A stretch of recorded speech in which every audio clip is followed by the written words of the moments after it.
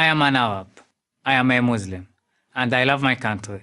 In fact, I'm prepared to die for it. Which is why I serve in its army. I don't have to do this. I want to do this. Because my country is a special place, unlike any other. Free, diverse, vibrant.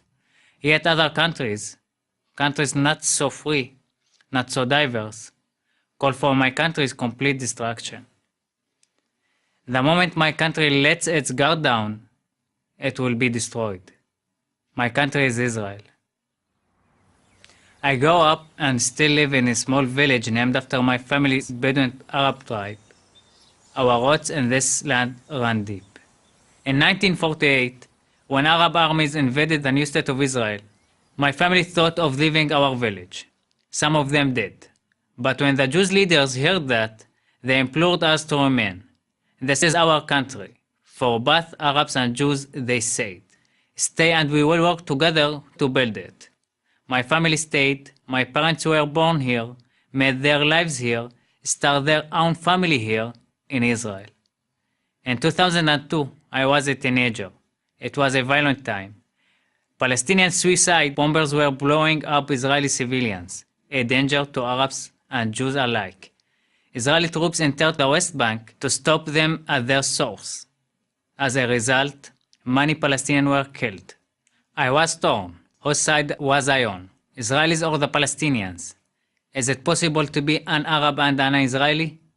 The question became even more difficult when I saw men from my own village wearing the uniform of the Israeli army. Only Jews are required to serve in the military. No one forced these Arab men to join. They chose it. Why? I asked them. Our home is here in Israel, they said. Our home is under attack. Our neighbors in this home are Jews. They are being attacked. We fight together. Still, I struggled. I went to high school in Nazareth. There, unlike the village where I grew up, most of the Arab students identified as Palestinian even though they are citizens of Israel. Some of the students, my friends, hated Israel. They couldn't understand me. You're a Palestinian, they said, so you must hate Israel. When I said that I didn't, that we had far more freedom and opportunity than Arabs anywhere in the Middle East, they called me a traitor. After high school, I went to study electrical engineering at Technion, a leading Israeli university. During my first semester, heavy rocket fire from Gaza forced Israel to launch a counterattack. Not long after the war began, I witnessed a group of Arab Israeli students expressing their solidarity with Hamas, the Palestinian terror organization that controls Gaza and is committed to Israelis' violent destruction. Did these students not understand that those rockets could just as easily be aimed at them? Hamas didn't care who they killed as long as they landed inside the borders of Israel. Had my fellow Arab students forgotten that Israel had left Gaza a few years before? That there wasn't a single Israeli living there?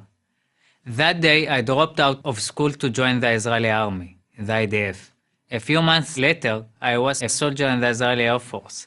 After months of training, I was assigned to the Search and Rescue Helicopter Unit. Our job was to save lives. We never concerned ourselves with the identity of the people who needed our help. We rescued Syrian civilians wounded in their country's civil war, Palestinian children from Gaza requiring urgent medical care, and countless Israelis of every religious and ethnic background. A life, whether it is Muslim or Jewish, Palestinian or Israeli, is a life. On a base of 6,000 soldiers, I was the only Bedouin. But it didn't matter. The only thing that mattered was keeping Israel, our home, safe. We came from all parts of the country and from many parts of the world. We were every shade of skin color. Our shared goal created a deep bond. Today, I am a student at Haifa University. Half of the students are Arab. More than once, I have seen the Palestinian flag being waved at rally or protest on campus.